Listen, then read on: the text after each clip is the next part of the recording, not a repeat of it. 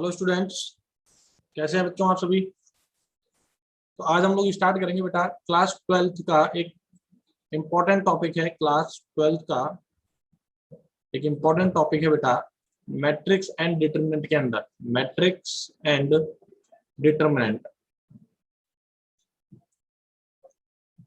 ये इम्पोर्टेंट क्यों है बेटा? जो मैट्रिक्स और डिटरमिनेंट वाला चैप्टर है, इसका एक टॉपिक ले रहा हूं बेटा मैं, system of linear equations. System of linear equations. अब बेटा ये वाला चैप्टर जो है हमारा मैट्रिक्स और डिटरमिनेंट का, इसमें ये टॉपिक मोस्ट इंपॉर्टेंट है। मतलब मोस्ट इंपॉर्टेंट का मतलब हो गया कि बस इंपॉर्टेंट, वेरी इंपॉर्टेंट ये लगा दीजिए। क्यों इंपॉर्टेंट है बेटा? क्योंकि 100% एक क्वेश्चन इससे आपके बोर्ड के एग्जाम में तो आता ही आता है। IIT JEE mains as well as advance में भी इस टॉपिक से एक क्वेश्चन 100% पूछा जाता है। तो it is very important to understand. कई बार क्या होता है, स्टूडेंट्स थोड़ा कंफ्यूज रहते हैं कि किस तरह से इनका सॉल्यूशन दिया जाए। तो मैं बिल्कुल इजी लैंग्वेज में बेसिक कॉन्सेप्ट को यूज करते हुए और कुछ एग्जाम्पल सॉल्व करके आपको समझाऊंगा कि इसके क्वेश्चन कैसे बनते हैं और हमें किस तरह से सॉल्व करना है।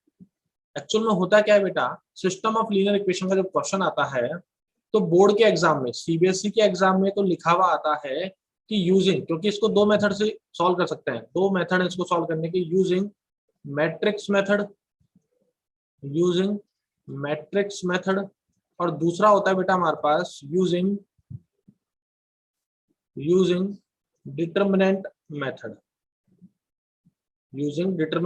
जिसे हम क्रैमर रूल भी कहते हैं।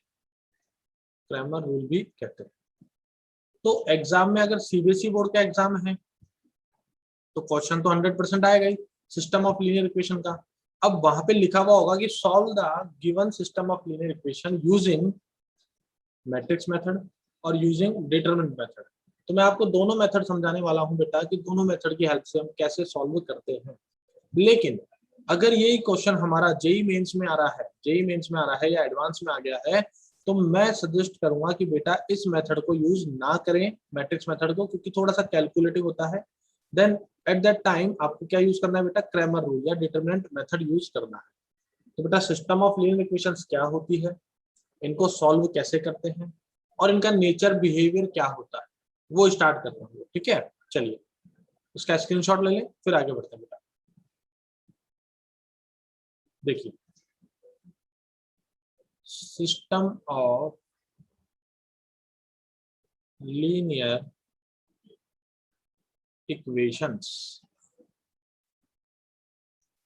तो बेटा हमारे पास क्या होता है, एक्स वाई जेड वेरिएबल में तीन इक्वेशन लिखी हुई होती है।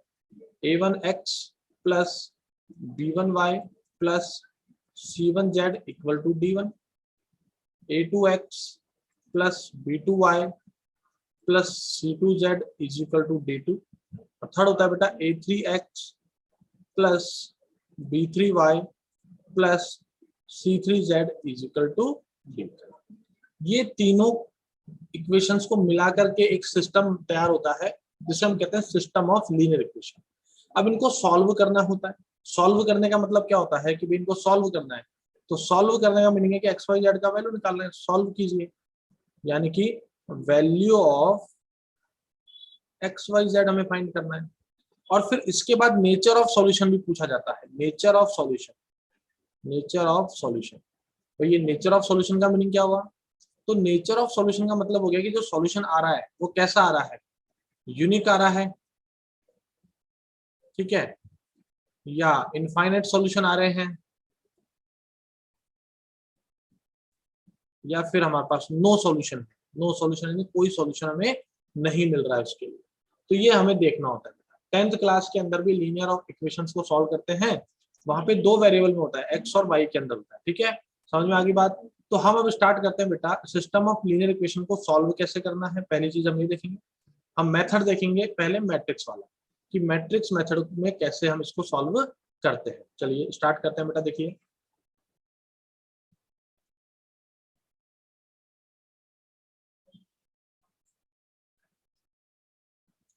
तो सिस्टम ऑफ लीनियर इक्वेशन को सॉल्व करना है हमें।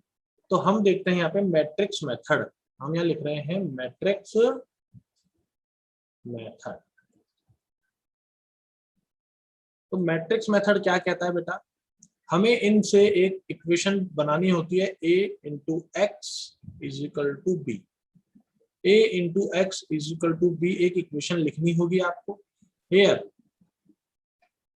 a जो मैट्रिक्स है ये एक मैट्रिक्स होगी 3x3 की, x भी एक मैट्रिक्स होगी और b भी एक तीसरी मैट्रिक्स होगी। क्या है बेटा ये देखिए, तो a मैट्रिक्स जो होता है वो होती है हमारी जो ये एक्स वाई जेड के कोफिशिएंट है इनसे बनने वाली matrix a1 b1 c1 a2 b2 c2 a3 b3 c3। x capital x होता है वेरिएबल x y z और कैपिटल b होता है एक कांस्टेंट d1 d2 d3। अगर मैं यहाँ पर वैल्यू रख करके मल्टीप्लाई करता हूँ, मैट्रिक्स मल्टीप्लिकेशन करता हूँ, तो मुझे ये तीनों इक्वेशन ही मिल जाएगी बेटा। ठीक है, तो ये हम क्या करते हैं, सबसे पहले जो भी हमें लीनियर इक्वेशंस दे रखी है with the help of that हम लोग एक ए मैट्रिक्स जनरेट कर लेते हैं, एक्स मैट्रिक्स बना लेते हैं और बी मैट्रिक्स बना लेते हैं। फिर हम लिखते हैं सिंस गिवन क्या है a x is equal to b. तो यहाँ पर क्या होता है बेटा, जब हम ए इनवर्स से मल्टीप्लाई करते हैं दोनों साइड में, इसे बोलते हैं प्री मल्टीप्लायर। पहले मल्टीप्लाई करते हैं तो प्री मल्टीप्लायर, बाद में करते हैं तो पोस्ट मल्टीप्लायर होता है। अगर दो मैट्रिक्स को, अगर किसी मैट्रिक्स को उसके इनवर्स से मल्टीप्लाई करते हैं तो क्या आता है बेटा, आइडेंटिकल मैट्रिक्स आती है, आइडेंटिकल मैट्रिक्स आती है। और आइडेंटिकल मैट्रिक्स से किसी मैट्रिक्स को मल्टीप्लाई करते हैं तो हमें वही मैट्रिक्स मिल जाती है। तो x इज इक्वल टू आ जाता है बच्चों a inverse into b, a inverse into b. तो यानी कि अगर हम मैट्रिक्स मेथड की हेल्प से सिस्टम ऑफ लीनियर इक्वेशन को सॉल्व करना चाह रहे हैं तो सबसे पहले हम a x equal to b लिखेंगे, यहाँ पे ए एक्स और बी भी लिख देंगे। देन हम चाहें तो ये प्रोसेस करके दिखा दे कॉपी में बोर्ड के अंदर, नहीं तो हम डायरेक्ट ये भी लिख सकते हैं। So this implies x is equal to capital X is equal to a inverse b होगा भाई। ठीक है, अब यहाँ पर क्या होता है, ए इनवर्स एक मैट्रिक्स होगी, बी तो हमारे पास है ही मैट्रिक्स। अगर हम ए इनवर्स निकाल लेते हैं और उसको बी के साथ मल्टीप्लाई करते हैं, देन कंपेयर कर देंगे एक्स के साथ, तो एक्स वाई जेड मिल जाता है। ठीक है बच्चों, चलिए इसका स्क्रीनशॉट लें फिर आगे बढ़ते हैं। तो देखिए बेटा यहाँ पर हमने क्या देखा कि x इज इक्वल टू आ गया था a इनवर्स इंटू बी, और किसी भी मैट्रिक्स का इनवर्स निकालने का फॉर्मूला होता है adjoint of a upon determinant of a, ये होता है बच्चों। ठीक है, तो यहाँ पर हमें मिल गया x is equal to adjoint of a into b और अपॉन में डिटर्मिनेंट ऑफ a, ये फाइनल मेरे पास फॉर्मूला डिराइव होके आ गया। ठीक है, जब हम क्या करते हैं, इसका एडजॉइंट निकाल के बी से मल्टीप्लाई कर देते हैं तो हमारे पास कुछ इस तरह से आ जाता है x y z is equal to k1 k2 k3। यहाँ से जब कंपेयर करते हैं बेटा हम लोग तो कॉरस्पॉन्डिंग एलिमेंट को कंपेयर कर लेते हैं, तो x ये आ जाता है, y ये आ जाता है और z ये आ जाता है। तो x का वैल्यू आ जाता है हमारे पास k1, y का वैल्यू आ जाता है k2 और z का वैल्यू आ जाता है k3। ये हमारी system of linear equation solve हो जाती है। अब ये एडजॉइंट ऑफ ए कैसे निकालते हैं तो ये एक अलग टॉपिक है मैट्रिक्स का, तो ये आपको जब पढ़ाएंगे तब हम इसको अच्छे से समझेंगे कि एडजॉइंट कैसे निकाला जाता है। यहाँ पर मैं आपको सिस्टम ऑफ लीनियर इक्वेशन की बात कर रहा हूँ बेटा। ठीक है, तो यहाँ पे हमने सॉल्व कर लिया, तो लेकिन क्वेश्चन अराइज होता है कि क्या जितनी भी सिस्टम ऑफ इक्वेशन है सारी सॉल्व होगी, सॉल्यूशन पॉसिबल है सबका? तो अब हम देखेंगे कि क्या सॉल्व हो जाएगी कि नहीं होगी, तो उसका पता कैसे लगाएंगे, क्योंकि हम तो सॉल्व करना शुरू कर देंगे, लास्ट में जाके पता लगेगा कि यार ये तो सॉल्व ही नहीं हो रही थी, तो हमारी पूरी मेहनत खराब हो जाएगी। तो जेई मेंस और एडवांस के अंदर भी इस टाइप के क्वेश्चन पूछे जाते हैं। तो देखिए अब हम देखेंगे behaviour of the solution, nature of the solution. ठीक है, ये देखते हैं, देखिए बेटा, तो अब हम यहाँ देख रहे हैं नेचर ऑफ द सॉल्यूशन।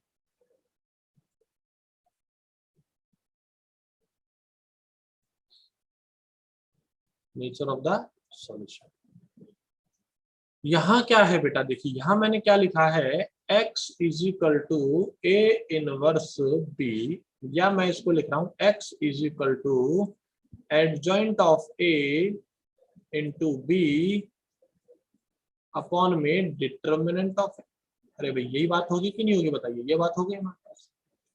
तो जो x का वैल्यू डिपेंड कर रहा है, सबसे पहले हमें दिख रहा है इस वैल्यू पे सॉरी, इस वैल्यू पे डिपेंड कर रहा है। क्यों इस वैल्यू पे कर रहा है? क्योंकि अगर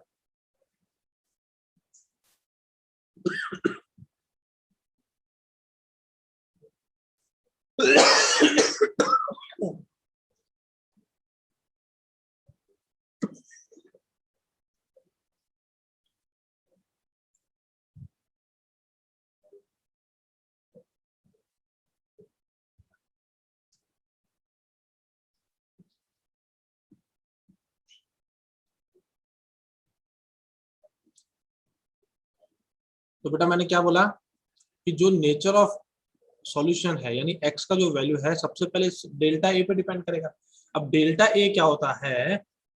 अगर मेरे पास ए मैट्रिक्स है, A1 B1 C1 A2 B2 C2 A3 B3 C3, ये 3x3 का मैट्रिक्स है मेरे पास, ठीक है। तो डेल्टा ए यानी इसका डिटरमिनेंट वैल्यू ये, तो A1 B1 C1 A2 B2 C2 A3 B3 C3। तो इसे सॉल्व करना तो सबको आता ही होगा, और नहीं आता तो देखिए कैसे सॉल्व करते हैं। प्लस माइनस प्लस, ऑल्टरनेटिव चलते हैं, ठीक है, ऑल्टरनेटिव चलते हैं। तो देखिए यहाँ पर हम अगर रो वाइज को ओपन करते हैं, एक्सपेंड करते हैं, तो A1 फिर क्या आएगा बेटा, ये वाला कॉलम और ये वाला रो चला जाएगा, तो ये आएगा B2 C2 B3 C3, then minus B1, फिर क्या आएगा बच्चों, अगर हमने ऐसे लिख दिया तो ये वाला चला गया और ये चला गया, तो A2 C2 A3 C3, फिर प्लस C1, फिर क्या आएगा बेटा अपने पास, यहाँ पे देखिए ये वाला C1 वाला कॉलम को हटा दो और इस रो को हटा दो, तो क्या बचेगा, A2 B2 A3 B3। Then कैसे सॉल्व करते हैं बेटा, ये forward minus backward, this into this minus this into this, A2 B3 minus, तो यहाँ से इसे डेल्टा भी बोला जाता है और यहाँ इसे डिटरमिनेंट भी बोला जाता है। तो इसका वैल्यू हमें फाइंड हो जाएगा, वैल्यू हम फाइंड कर लेंगे इस तरह से, ठीक है बेटा। तो सबसे पहला काम क्या है, इसके सॉल्यूशन का नेचर देखने के लिए डिटरमिनेंट ऑफ ए निकालना पड़ता है। आगे बात समझ में, चलिए स्क्रीनशॉट ले लें फिर आगे बढ़ते हैं। अब देखिए यहाँ पे मैंने क्या लिखा है, x is equal to adjoint of a into b upon determinant of a, यही लिखा था बेटा। तो मैंने क्या बोला कि सबसे पहले आप डिटरमिनेंट ऑफ a का वैल्यू निकालो। तो डिटरमिनेंट ऑफ का a का वैल्यू जब निकालेंगे तो वो क्या आएगा, वो दो बातें हो सकती है अपने पास, या तो वो जीरो आ रहा होगा या वो जीरो नहीं आ रहा होगा, और तो क्या होगा, ठीक है। दो ही बातें हो सकती है कि या तो वो जीरो आ रहा होगा या जीरो नहीं आ रहा होगा। तो अगर मान लीजिए डेल्टा ए का वैल्यू जीरो नहीं आ रहा है, अगर ये जीरो नहीं आया तो हमें क्या मिल जाएगा बेटा, फाइनाइट सॉल्यूशन मिल जाएगा, हमें मिल जाएगा finite solution, finite and unique solution. भाई एक्स वाई जेड का वैल्यू हमें मिल जाएगा। इन केस अगर मान लीजिए दूसरा केस लेते हैं कि डेल्टा का वैल्यू जीरो आ गया, अगर डेल्टा का वैल्यू जीरो आ गया तो अब क्या करें भाई, क्योंकि डेल्टा का वैल्यू जीरो आ गया यानी x is equal to something, अब यहाँ पर क्या है, ये कुछ ऊपर है यहाँ पर, ठीक है, अपॉन में जीरो आ रहा है। तो अब इसमें भी दो केस बना लेते हैं बेटा हम लोग, देखिए कैसे, समझिएगा यहाँ पर।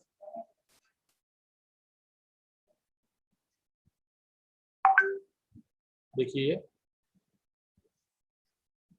अगर हमारा डेल्टा जीरो आ रहा है, डेल्टा जीरो आ रहा है, तो अब हम इधर देखेंगे ऊपर क्या है, ये adjoint of a into b लिखा हुआ है। तो हम इसके पास जाएंगे कि भाई adjoint of a into b, इसके वैल्यू को देखेंगे कि इसका वैल्यू क्या है। अगर इसका वैल्यू मान लीजिए adjoint of a into b का वैल्यू जीरो नहीं आता है या जीरो आ जाता है, दो ही बातें होगी, या तो जीरो आ गया या जीरो नहीं आया। अगर ये जीरो नहीं आया यानी कि इसमें क्या बन गया बेटा, दो केस बन गए, एक तो जीरो नहीं आया, नॉट इक्वल टू जीरो मतलब क्या आ गया, मान ली कोई फाइनाइट वैल्यू आ गई, 5 आ गया, 5 अपॉन जीरो रखोगे तो क्या आएगा बेटा, इनफाइनाइट आएगा, नॉट डिफाइन आएगा। तो इस केस में हम क्या बोल देंगे, नो सॉल्यूशन, नो सॉल्यूशन, कोई सॉल्यूशन हमें नहीं मिलेगा। ठीक है, आगे बात समझ में। अगर मान लीजिए ये 0 आ गया, अगर ये 0 आ गया तो ये तो 0/0 हो गया। तो अब हम इसको कैसे समझेंगे? देखिए, अगर ये 0 आ गया तो इसको मैं ऐसा लिख सकता हूँ कि x into delta a is equal to adjoint of a into b. अब ये मेरा 0 है, देखिए डेल्टा है तो मेरा 0 है ही, तो x into 0 is equal to 0। तो अब यहाँ देखिए बेटा कि भाई x का वैल्यू कुछ भी रखो, ये तो 0 इक्वल टू 0 ही आएगा ना, x पे तो डिपेंड ही नहीं कर रहा है, because it is also 0, this is also 0, तो 0 इक्वल टू 0 आएगा। तो इस केस में मेरे पास x की कुछ भी वैल्यू रखो, इनफाइनाइट वैल्यू रखो, तो इनफाइनाइट सॉल्यूशन आएंगे। क्या आएंगे भाई? इनफाइनाइट सॉल्यूशन आएंगे। आई बात समझ में?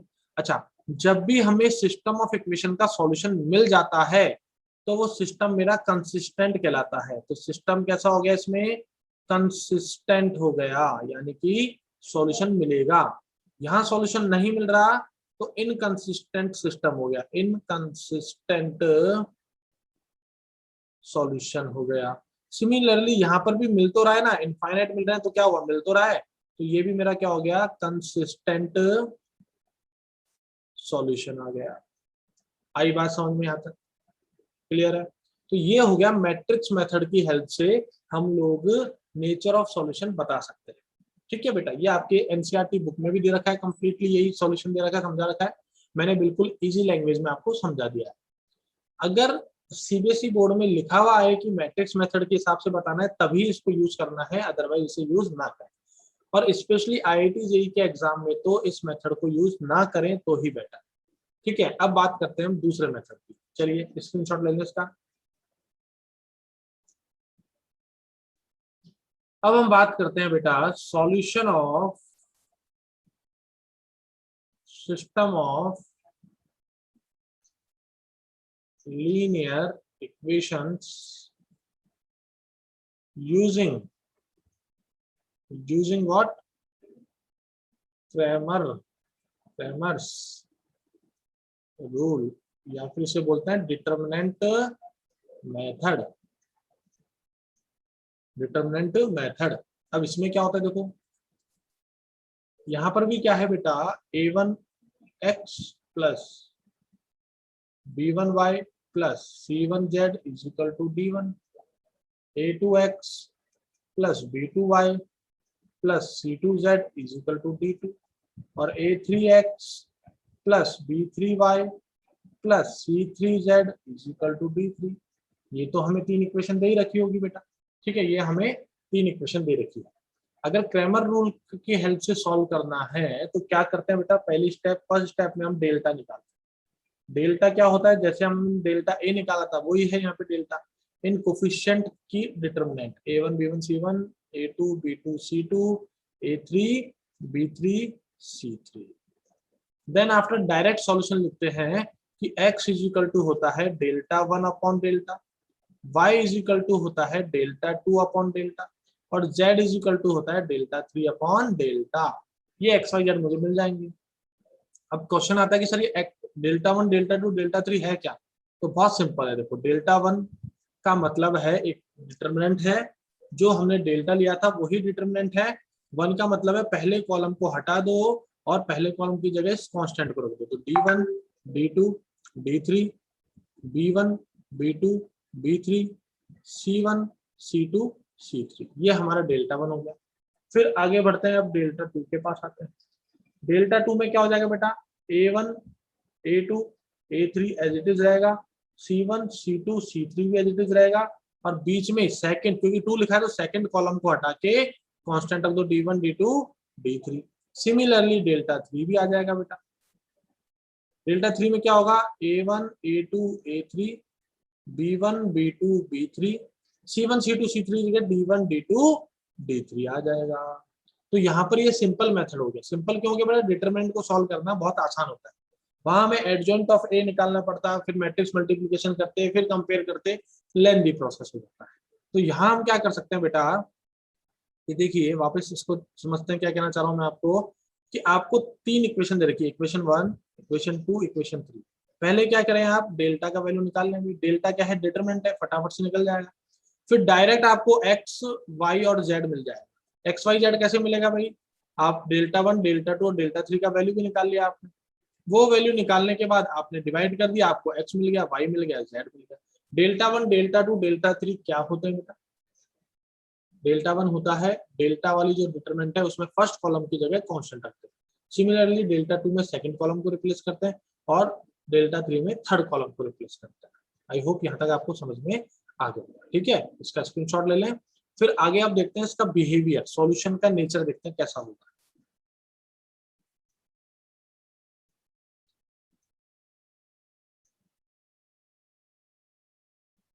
Nature of the solution of system of equations.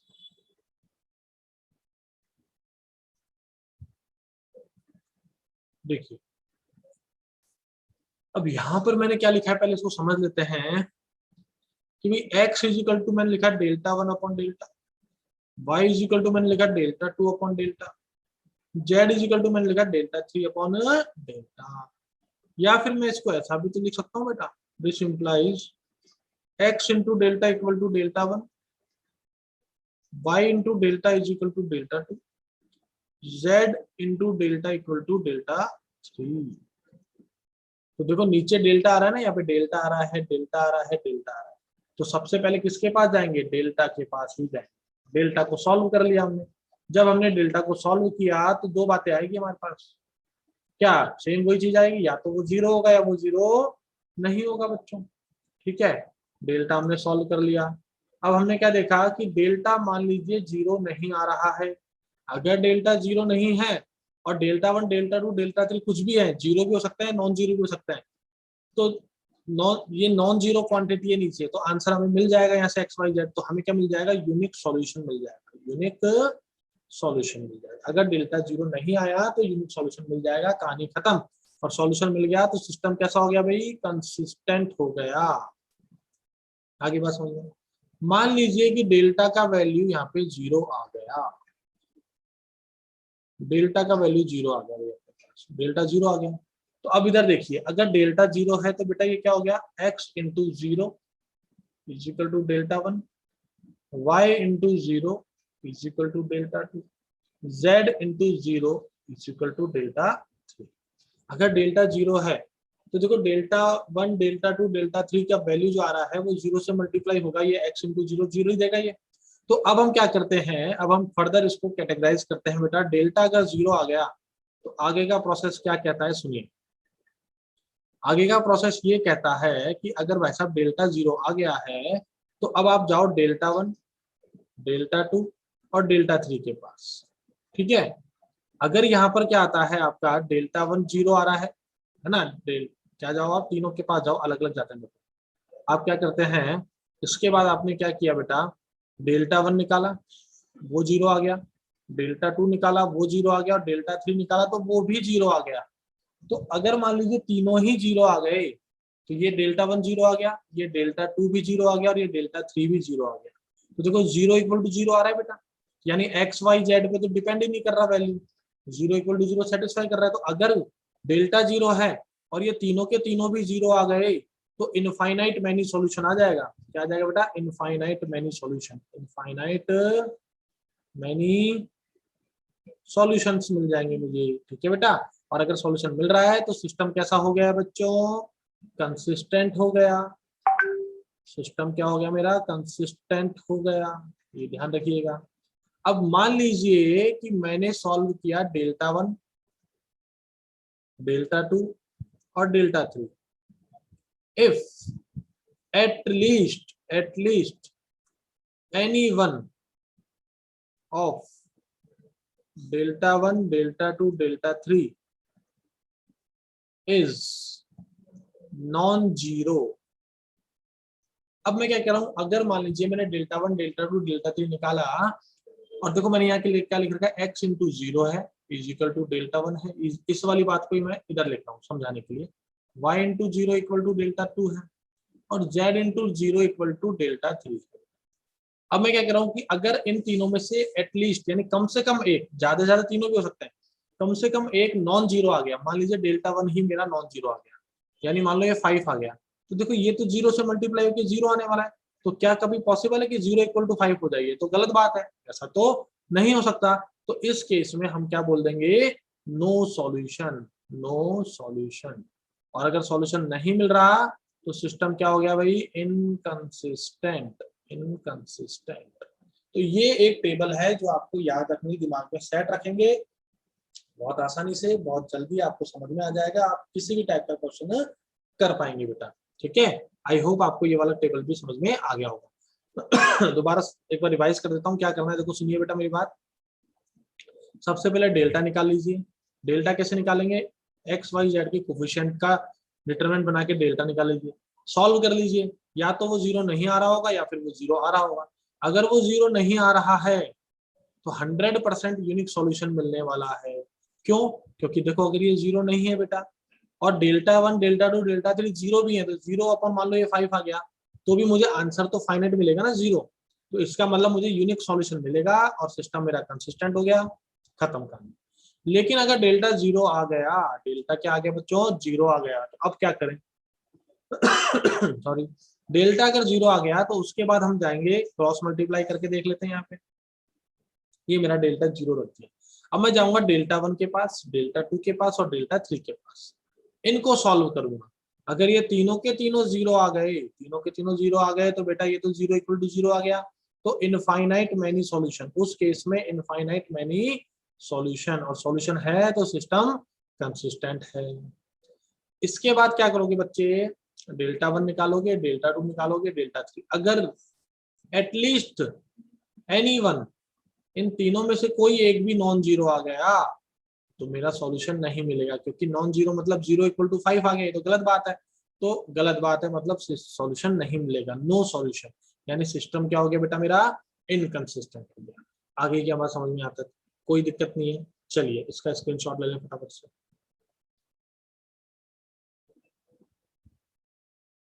अब देखिए बेटा, इसी में एक और कंसेप्ट आता है, एक और कंसेप्ट आता है। क्या है कंसेप्ट? देखिए एक कंसेप्ट और आता है, क्या है वो देखते हैं। Homogeneous, homogeneous system of linear equations. System of linear equation में कौन सा है? होमोजीनियस टाइप का। अब होमोजीनियस का मतलब क्या होता है पता है आपको? होमोजीनियस का मतलब होता है कि जो भी इक्वेशन लिखी हुई है उसमें जितने भी वेरिएबल्स हैं या जितने भी टर्म्स हैं, उन सभी का पावर जो है, डिग्री जो है वो सेम होना चाहिए, सेम होना चाहिए। मैंने कहा 1 होना चाहिए, लेकिन क्योंकि हमारा लीनियर है, क्योंकि हम लीनियर इक्वेशन पढ़ रहे हैं, तो लीनियर के अंदर तो डिग्री तो 1 होगी होगी। साथ में होमोजीनियस भी आ गया। होमोजीनियस का मतलब है जितने भी टर्म है उसमें उन सबकी डिग्री सेम होनी चाहिए, यानी 1 होनी चाहिए। तो अब इस केस में क्या होगा बेटा? ये a1x plus b1y plus c1z is equal to, अब देखो a2x plus b2y plus c2z is equal to a3x plus b3y plus c3z is equal to, ये आ गया बेटा हमारे पास। ठीक है, तो अब देखिए इसको आगे सॉल्व कैसे करते हैं।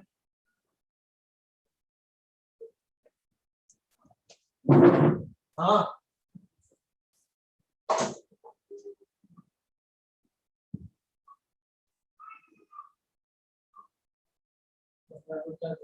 रिकॉर्डिंग चल रही, बोलना मत, आवाज नहीं आती बच्चों की यार। रिकॉर्डिंग भेजनी है बच्चों को, डेमो के लिए रिकॉर्डिंग चल रही है।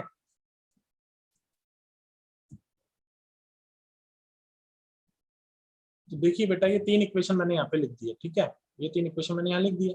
अब यहाँ पर एक्स वाई जेड की डिग्री तो 1 है। अगर मैं यहाँ d1 d2 d3 लिख दूंगा तो वो तो कांस्टेंट हो गए, उनकी डिग्री तो 0 हो जाएगी, कांस्टेंट की डिग्री तो यहाँ पर इसलिए इसको 0 बना देते हैं, ये 0 बना देते हैं और ये 0 बना देते हैं।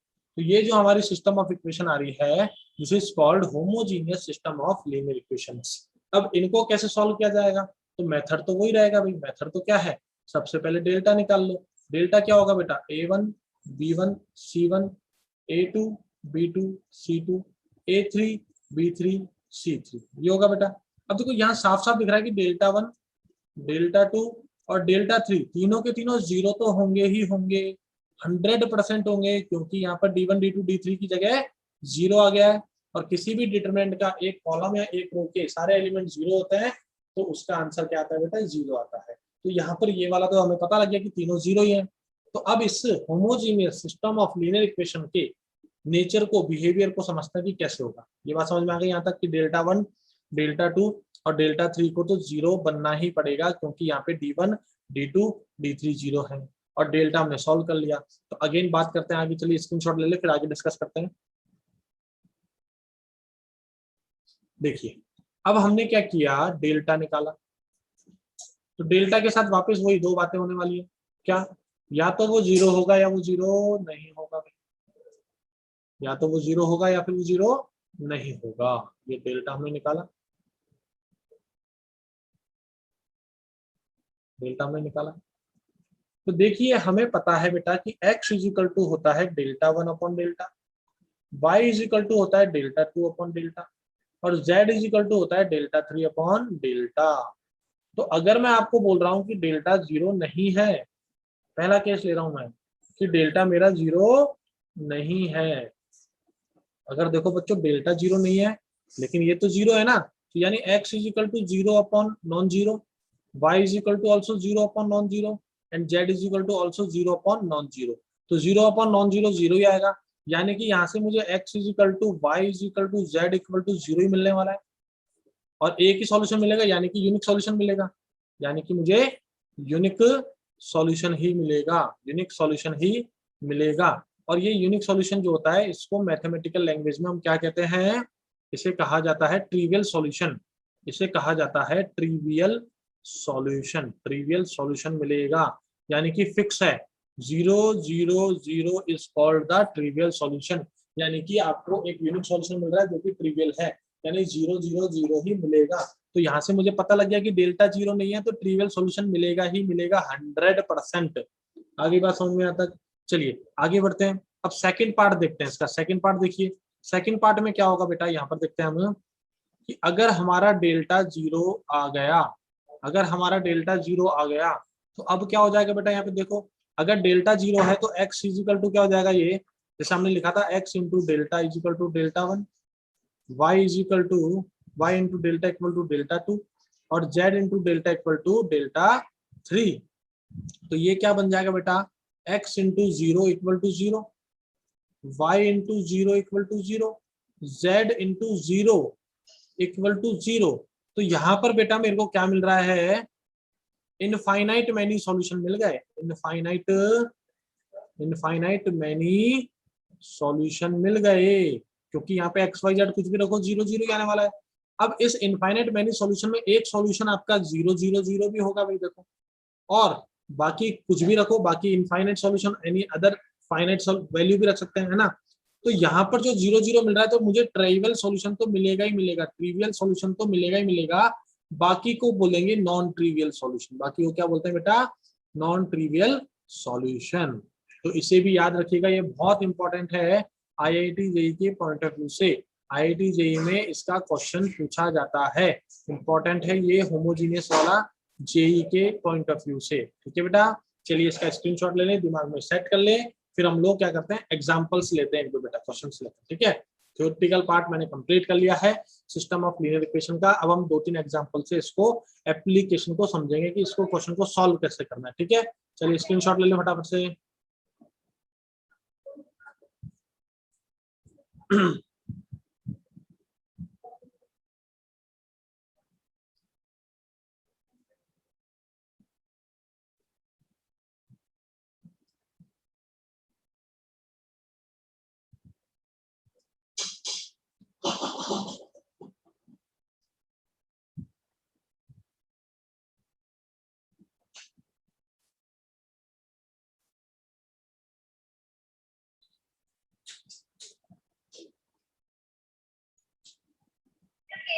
which is not your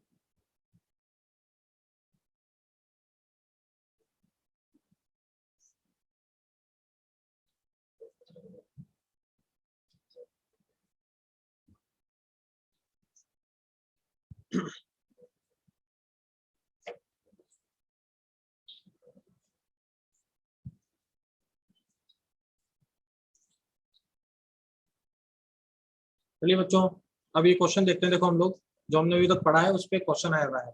IIT JEE के अंदर, जेई के अंदर क्वेश्चन पूछा गया था ये बेटा, उसी को मैंने एक साथ क्लब कर दिया था। वो क्या करा, for what value of P and Q the system of equations. तो सिस्टम ऑफ इक्वेशन दे रखी है, पहली इक्वेशन है मेरे पास, ये दूसरी इक्वेशन दे रखी है, और ये तीसरी इक्वेशन दे रखी है। ठीक है, हैज यूनिक सॉल्यूशन है तो पी और क्यू का वैल्यू बताइए, इनफाइनाइट वैल्यू सॉल्यूशन है तो पी और क्यू का वैल्यू बताइए, और नो सॉल्यूशन है तो पी और क्यू का वैल्यू बताइए। कहीं पर मेंशन नहीं है कि मैट्रिक्स मेथड करना है या डिटरमिनेंट मेथड करना है, यानी कि क्रैमर रूल करना है। बट हम क्या करेंगे, क्रैमर रूल से करेंगे सॉल्व। मैंने बार बार बोल दिया। तो सबसे पहला काम क्या है आपका कि डेल्टा निकाल लीजिए, उसके बाद ही बात होगी ना डेल्टा। तो डेल्टा तो बहुत आसानी से निकाल लेते हैं। देखो डेल्टा निकालते हैं, लिख दिया 2p6, फिर 1 2q, देन 1 1 3। सॉल्व कर लेते हैं बेटा। तो सॉल्व करने का तरीका दो है, एक्सपेंड करके मैंने आपको सिखा दिया था। एक सारा रूल भी होता है, वो भी देख लीजिए। 2 1 1 आ जाएगा यहाँ पे, यहाँ p 2 1 आ जाएगा। अब क्या करेंगे, ऐसे जाएंगे, दिस इंटू दिस, फिर ये इंटू ये, फिर ये इंटू ये, फिर जाएंगे ये, फिर ये, और फिर ये, ऐसे जाएंगे। ठीक है, तो देखो करते हैं यहाँ पे। तो क्या आएगा, डेल्टा का वैल्यू आ जाएगा मेरे पास 2 2 जा 4 और 4 3 जा 12 plus p q plus 6, then minus उल्टा जाएंगे तो ये आएगा 12 अगेन 12, फिर प्लस 2q, फिर प्लस 3p। ये आ गया बेटा। जब सॉल्व करेंगे इसको तो देखिए सॉल्व करने पर ये 12 से 12 तो कट गया। तो मेरे पास क्या आ गया बेटा, P Q minus 2q minus 3p plus का 6। तो देखिए यहाँ पर अगर मैं इसमें q कॉमन ले लेता हूँ तो ये p माइनस 2 आ गया, और माइनस 3 कॉमन ले लेता हूँ तो ये p माइनस 2 आ गया। तो फैक्टराइज हो गया, आ गया p minus 2 into q minus 3। ये मेरा डेल्टा का वैल्यू आ गया। This is my delta. ये हमें ध्यान रखना है, डेल्टा का वैल्यू क्या आ गया फैक्टराइज करने पे, p minus 2 into q minus 3। चलिए स्क्रीन शॉट ले लें यहाँ तक का बेटा, फिर आगे बढ़ते हैं हम लोग। ठीक है, चलिए अब देखिए आगे बढ़ते हैं। तो हमने डेल्टा निकाल लिया, इसको रफ कर देते हैं यहाँ से।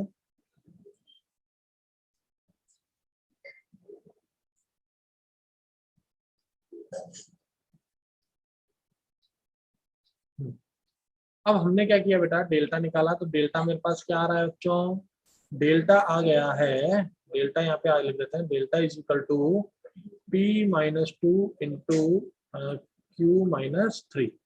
ये हमारा डेल्टा आ गया है। ठीक है बच्चों, तो अब यहाँ पे पहला क्वेश्चन है यूनिक सॉल्यूशन। तो यूनिक सॉल्यूशन के लिए तो हमें पता है कि डेल्टा जीरो नहीं होना चाहिए।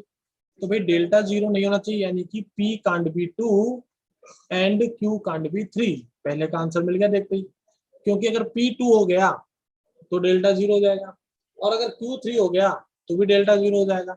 यानी कि p2 नहीं होना चाहिए और q3 नहीं होना चाहिए, तो मुझे यूनिक सॉल्यूशन मिल जाएगा। अब आते हैं सेकंड और थर्ड पे, इनफाइनाइट मेनी सॉल्यूशन और नो सॉल्यूशन।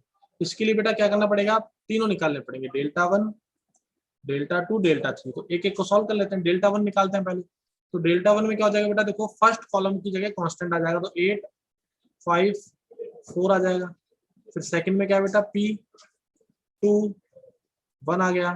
फिर क्या है बेटा, 6 q एंड 3 आ गया। ठीक है, इसको सॉल्व कर लेते हैं। देखो इसको सॉल्व करेंगे तो क्या आएगा, यहाँ पे अगेन 8 5 4 लिख दिया, p 2 1 लिख दिया। इसको सॉल्व करते हैं, देखिए। अरे यार इसको गेट को बंद कर लो, बाहर यहाँ तक आवाज आ रही है भाई। तो कुंडी लगा लो तुम एक बार, थोड़ी देर ये करेगी, खोलेगी करेगी बार बार। जल्दी करो, मेरा रिकॉर्डिंग चल रहा है।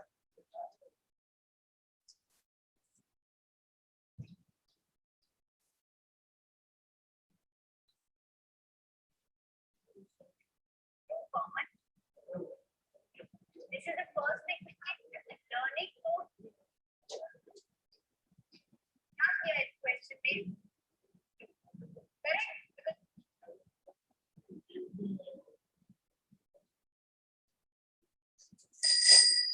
तो पागल है क्या बेटा, फिर वही बात कर रहे हो आप, पढ़ा रहे ना पापा यार। जब बाहर वाले जाओ, चाचा क्या जाओ, साइकिल साइकिल चलानी है, जाओ ये ले साइकिल।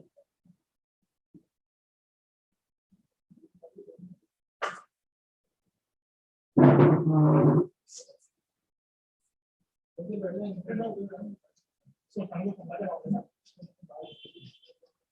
मिनट की बात है।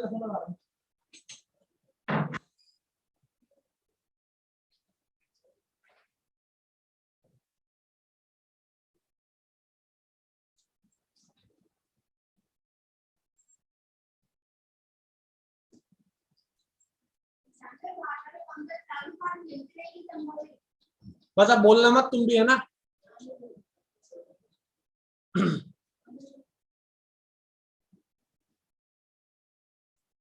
तो बेटा जब हम इसको सॉल्व करते हैं डेल्टा वन को, तो डेल्टा वन आ जाता है हमारे पास p-2 एंड 4q-15। सिमिलरली जब डेल्टा टू को सॉल्व करेंगे तो डेल्टा टू जीरो ही आ जाएगा बेटा, सॉल्व कर लेंगे आप with the help of this. और जब डेल्टा थ्री निकालते हैं तो p-2 आ जाता है बेटा, ठीक है। तो यहाँ तक आप लोग स्क्रीनशॉट ले लें, फिर आगे बढ़ते हैं बेटा। तो देखिए अब हमारे पास क्या क्या आ चुका है बेटा। डेल्टा का वैल्यू तो आया था p-2 and q-3। Delta one आया बेटा p-2 and 4q-15। Delta two क्या है बच्चों 0, और डेल्टा थ्री क्या है बेटा हमारे पास ओनली p-2 आ गया। ये हमने सारी वैल्यू कैलकुलेट कर ली है। अब मैंने आपको पहला तो सॉल्यूशन बता ही दिया है फर्स्ट का, तो कि यूनिक सॉल्यूशन में क्या होगा। यूनिक सॉल्यूशन का मतलब हो गया, यूनिक सॉल्यूशन का मीनिंग हो गया कि डेल्टा जीरो नहीं होना चाहिए, यानी p can't be 2 and q can't be 3। ये बात सही है। अब सेकंड बात करते हैं हम, सेकंड इनफाइनाइट मैनी सॉल्यूशन की बात करते हैं। तो इनफाइनाइट मैनी सॉल्यूशन में मैंने क्या बताया कि डेल्टा भी जीरो हो and delta one equal to delta two equal to delta three, तीनों के तीनों भी जीरो होने चाहिए।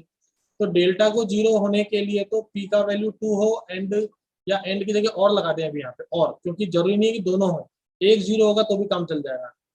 p इक्वल टू 2 और q इक्वल टू 3। बात समझ रहे हो क्या। दोनों में से कोई एक भी कंडीशन फुलफिल होगी तो डेल्टा तो मेरा जीरो हो जाएगा भाई, ठीक है। अब आगे बढ़ते हैं। देखो डेल्टा टू तो इटसेल्फ जीरो दिया हुआ ही है हमको, तो जीरो दिया हुआ ही है। डेल्टा वन जीरो होने के लिए हमारे पास क्या होना चाहिए, p का वैल्यू 2 आना चाहिए एंड, या फिर और, यहाँ पर भी और आएगा, कोई भी एक हो जाए तो हमारा आंसर सही रहेगा।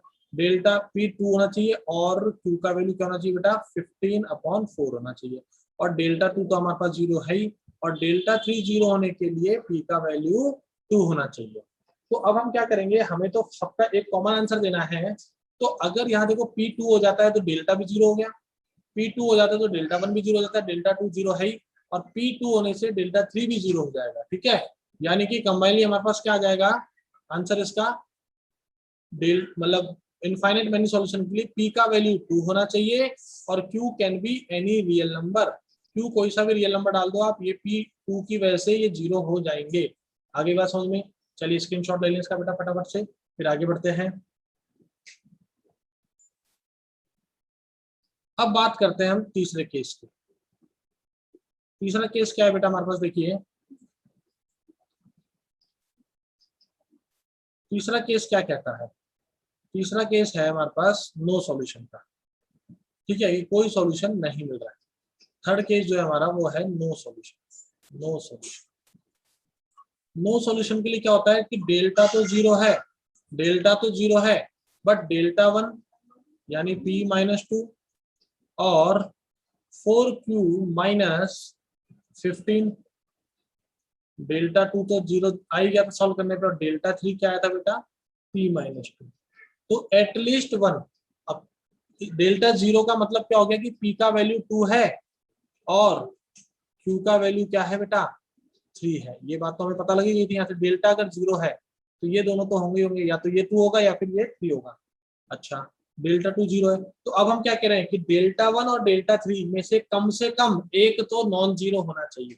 अब एक बात आप सोचिए कि अगर मैंने डेल्टा का p का वैल्यू 2 ले लिया, अगर p का वैल्यू 2 ले लेता हूं तो डेल्टा तो जीरो होगा, लेकिन साथ में डेल्टा वन भी जीरो हो जाएगा और डेल्टा थ्री भी जीरो हो जाएगा, तो नो सॉल्यूशन तो मिलेगा ही नहीं। इसका मतलब पहली बात तो ये है इंपॉर्टेंट कि p का वैल्यू 2 नहीं होना चाहिए। अब आप कहेंगे सर p का वैल्यू 2 नहीं ले रहे तो डेल्टा जीरो कैसे होगा। अरे भाई डेल्टा को जीरो करने के लिए q तो है, q3 ले लो। अगर मेरा p2 नहीं है, अगर p2 नहीं है तो यहाँ से डेल्टा थ्री जीरो नहीं आएगा। अगर p2 नहीं है तो डेल्टा थ्री जीरो नहीं आएगा, तो मेरी कंडीशन फुलफिल होगी ना कि एटलीस्ट 1 नॉन जीरो होना चाहिए, तो यानी P तो 2D होना चाहिए, लेकिन साथ ही साथ डेल्टा 0 होना चाहिए। और डेल्टा 0 कब होगा? जब Q का वैल्यू 3 होगा। तो P2 ना हो और Q 3 हो। अगर Q का वैल्यू 3 यहाँ रखते हैं तो डेल्टा 1 भी 0 नहीं आता है। तो यानी कि नो सॉल्यूशन के लिए कंडीशन क्या हो गई कि P का वैल्यू 2 नहीं होना चाहिए और Q का वैल्यू 3 होना चाहिए। आ गई बात समझ में बेटा? क्वेश्चन समझ में आ गया? चलिए कॉपी कर लीजिए फटाफट से, स्क्रीनशॉट ले लें इसका।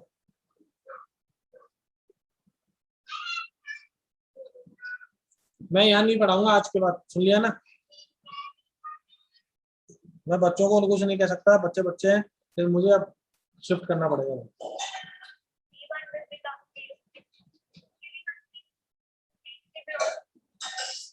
problem. Let's see, this is a chain question. How many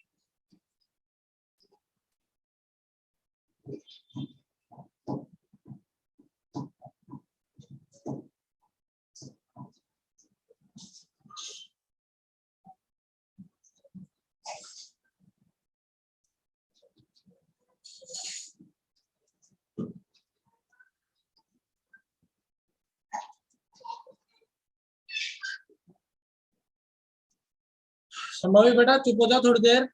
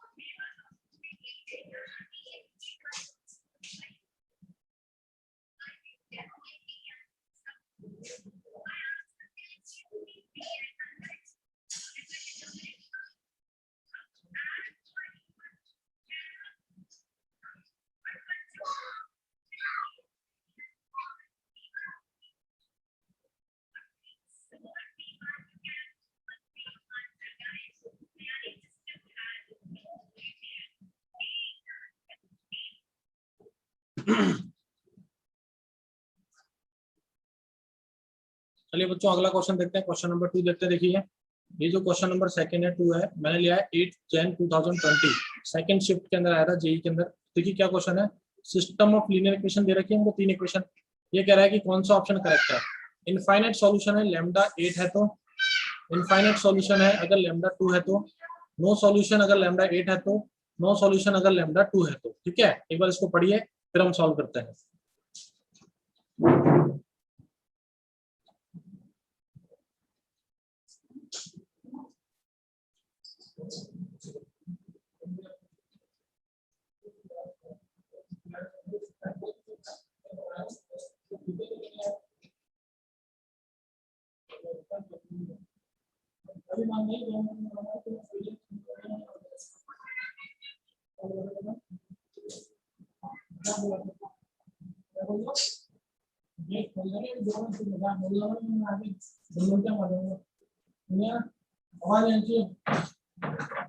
वो बता रखिए यार, मजाक वगैरह रिकॉर्ड जाएगा, रिकॉर्डिंग बच्चों को देंगे डेमो की, चबट चबट चबट कर रहा है।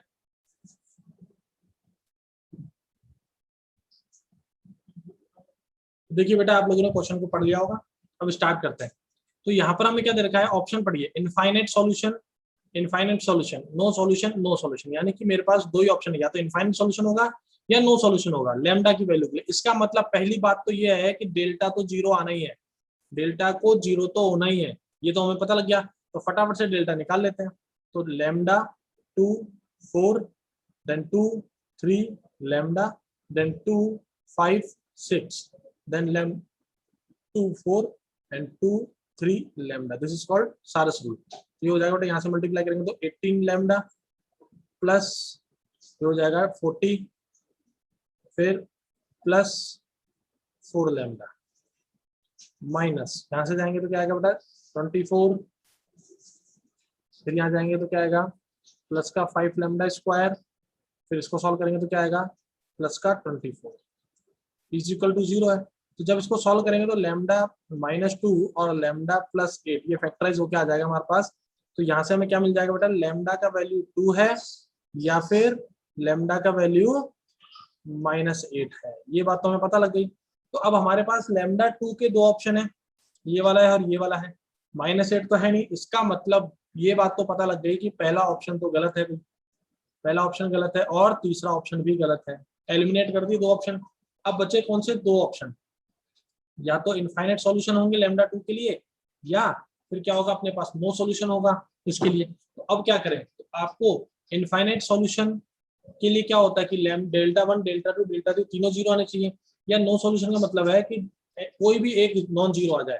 तो देखो बेटा क्या करते हैं हम लोग, लैम्डा की वैल्यू 2 लेके चलते हैं, है ना, लैम्डा की वैल्यू 2 लेके चलते हैं। देखिए लैम्डा की वैल्यू हम क्या कर रहे हैं 2 लेके चलते हैं, और इसके बाद हम डेल्टा 1 डेल्टा 2 डेल्टा 3 निकाल लेते हैं 1 बाय 1। अगर कोई एक भी नॉन जीरो आ गया तो अपना आंसर वो हो जाएगा। अगर जीरो आते जाते हैं, तीनों जीरो हो गए डेल्टा 2 के लिए, तो इनफाइनाइट में सोल्यूशन हो जाएगा। ठीक है, तो हमने क्या ले लिया बेटा, लैम्डा का वैल्यू 2 ले लिया है।